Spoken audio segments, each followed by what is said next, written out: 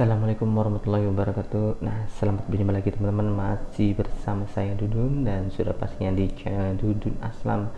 Dan sudah pastinya juga di channel ini saya akan sedikit banyak yang bercerita tentang pengalaman saya sewaktu saya mengalami gangguan asam lambung, GERD, anxiety, psikosomatis di tahun 2022. Nah, gini teman-teman. Seperti biasa juga teman-teman ya, saya doakan agar kalian tuh semakin cepat pulih dimanapun kalian berada yang menyaksikan video ini. Saya doakan teman-teman ya, agar teman-teman tuh semakin hari semakin sehat, tentunya dalam kesehatannya, entah itu pun psikisnya ataupun fisiknya. Nah, perlu diingatkan juga teman-teman ya, saya bukan dokter, saya juga bukan ahli ini itu, dan saya juga bukan dukun apalagi dah. Saya hanya seorang yang pernah mengalami gangguan asam lambung, GERD, anxiety, psikosomatis. Teman-teman, jadi gini, pembahasan untuk hari ini kita akan sedikit banyaknya membahas tentang dalam stamina teman-teman ya. Jadi gini, stamina bagi penderita asam lambung, GERD, anxiety, psikosomatis itu ya, kalau yang parah ya pastilah terbatas teman-teman ya. Kenapa terbatas? Karena kita kegiatan sedikit aja ya, terkadang kita suka ngos-ngosan, capek, lemas, tiba-tiba lemas ya kan. Itu ya wajar juga teman-teman ya, namanya kita lagi pencernaan yang bermasalah, jadi wajar lah ya ketika banyak sekali sensasi, dan salah satunya tuh sensasi lemes ya, disertai dengan begah ya kan. Biasanya tuh sesak lah napasnya, terasa nggak plong sebenarnya mah ya. Pernapasan kalian tuh sebenarnya nggak masalah teman-teman ya. Jadi yang masalahnya yang bikin sesak napas nggak plong tuh dari lambungnya tuh kebanyakan gas yang berlebihan, makanya napas terasa nggak plong ya. Perlu dipahami lah, maksudnya pengertiannya lah, jadi agar pikiran kalian tuh nggak terlalu kesono kesini lah ya kan. Soalnya gini teman-teman ya, sepengalaman saya, kalau misalkan lagi sesak nih, napas terasa pendek, nggak plong, perut begah, sakit, perih, komplit lah, kadang panas juga di dada ya kan.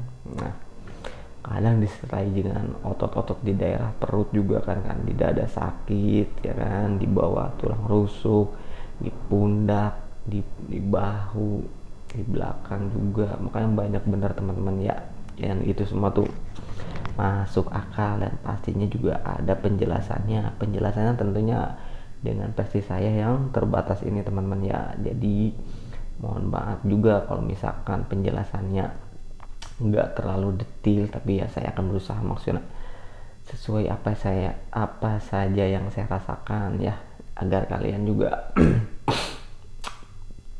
mengerti lah, maksud memahami lah, memaklumi juga teman-teman ya. Namanya juga lagi belajar gitu kan, lagi belajar untuk ngobrol, untuk ngomong di depan kamera kan butuh latihan juga teman-teman ya.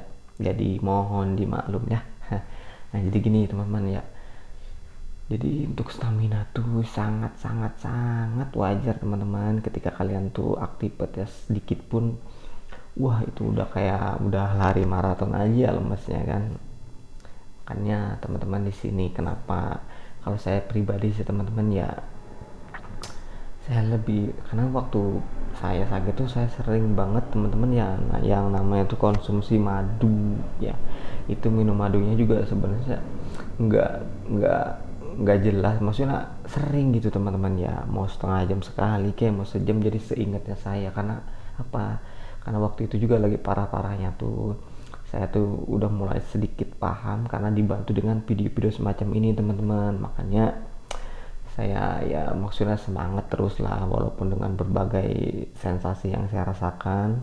Jadi saya tetap fokus untuk menjalankan ya gaya hidup sehatnya lah, salah satunya. Terus ya saya sering konsumsi madu ya. Tujuan madu tuh kenapa ya, satu kan madu itu manis teman-teman ya, untuk madu yang standar ya, yang sering lah mau madu asli kayak, kalau saya sih waktu itu ya seringnya pernah beli di online lah yang warna hijau tuh madunya, terus yang warna biasa lah yang madu original ya kan, terus madu yang di kayak di apotek tuh madu rasa, bukan madu rasa sih, apa, madu itulah yang di apotek itu tuh, mana lupa.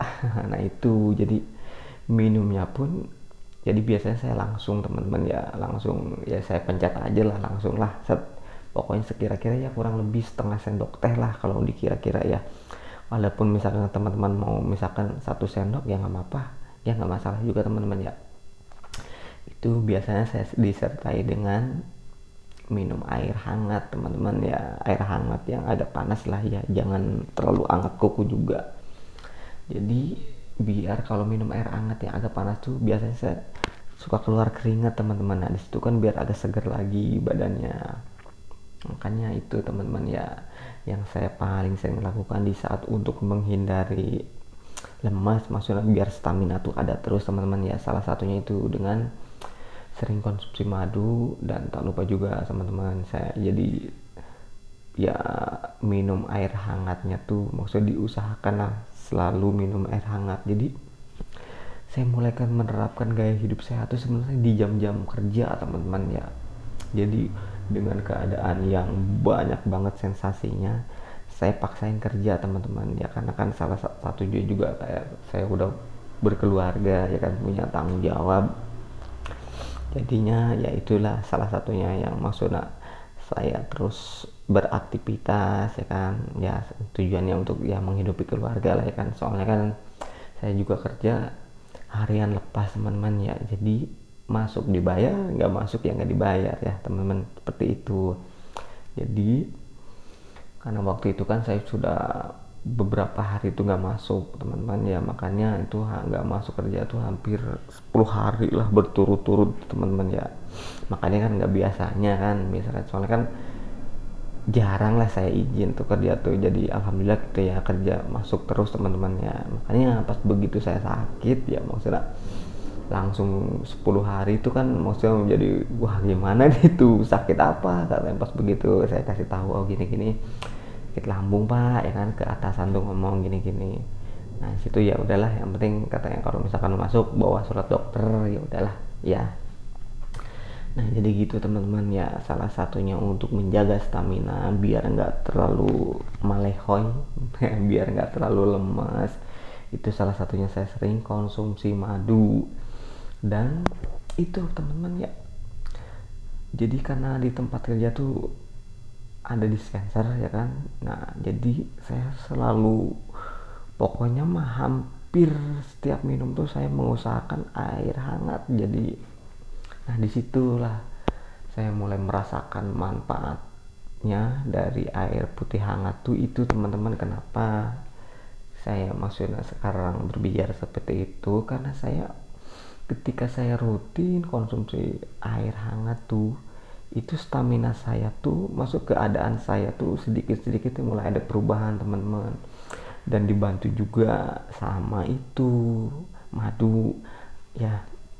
Adapun obat-obat lambung saya juga konsumsi teman-teman ya, untuk awal-awal ya konsumsi kayak yang paling saya ingat tuh omeprazol lah, yang saya soalnya saya beli di apotek teman-teman ya, enggak ke klinik tuh saya cuman 2 kali, lagi parah-parahnya ya ke rumah sakit sekali teman-teman. Nah selebihnya udah saya menjalankan, maksudnya berusaha fokus ya kan untuk berubah gaya hidup saya ya, salah satunya dengan itu teman-teman ya, konsumsi madu dan sering minum air hangat putih waktu itu ya teman-teman ya.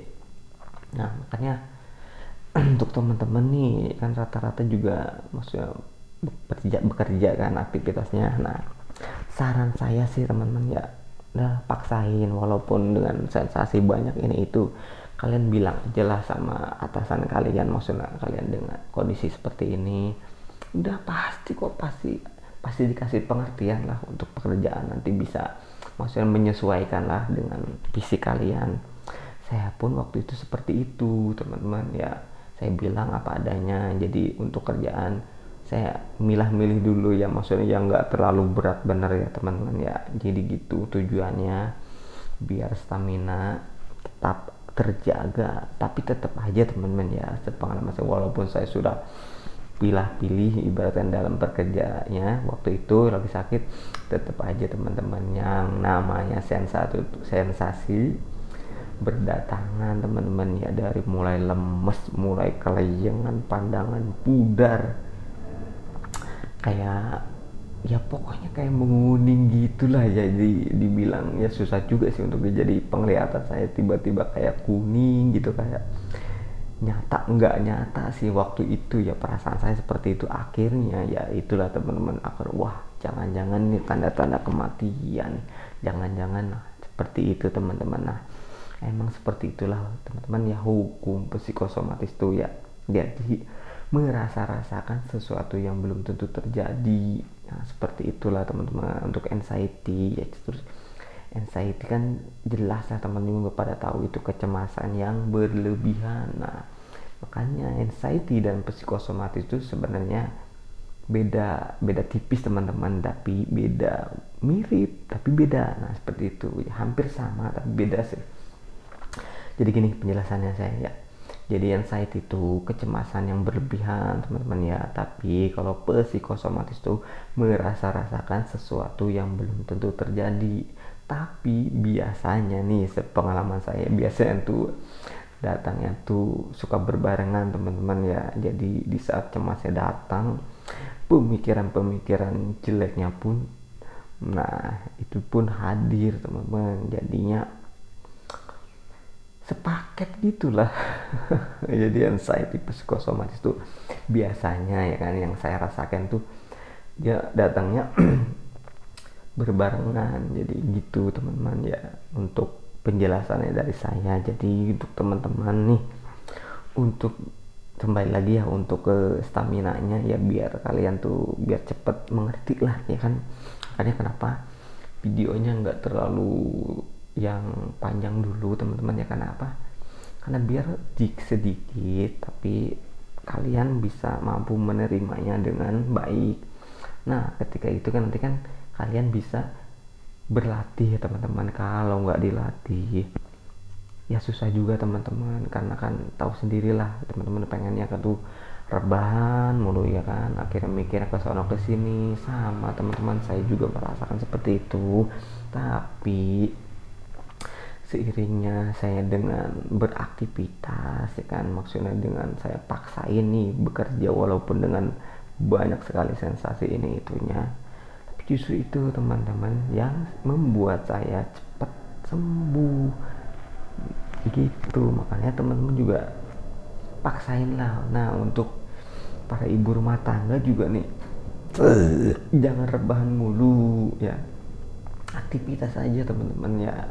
Untuk ibu rumah tangga nih kayak misalkan nyapu lah ya, kalau misalkan nyapu juga yang asal aja teman-teman, yang penting ada kegiatan bergerak kayak ngepel, misalkan cuci piring.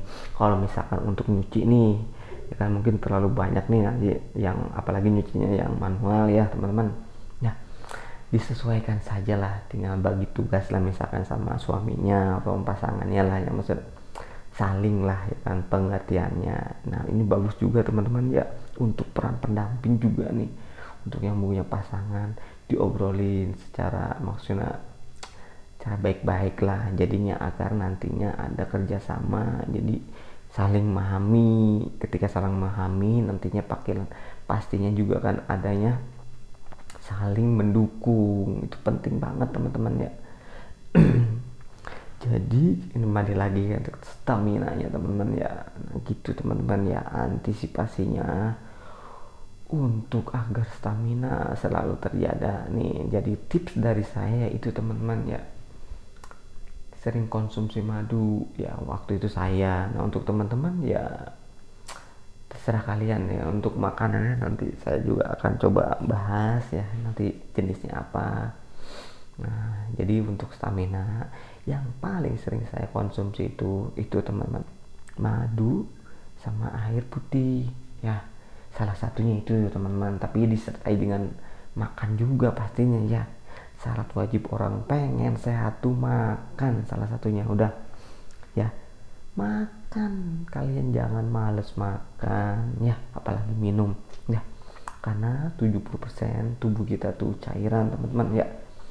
kata dokter sih, maksudnya pernah mendengarkan penjelasan dokter teman-teman ya, seperti itu. Makanya teman-teman harus semangat. Oke teman-teman, salam sehat, jaga stamina, jaga pikiran.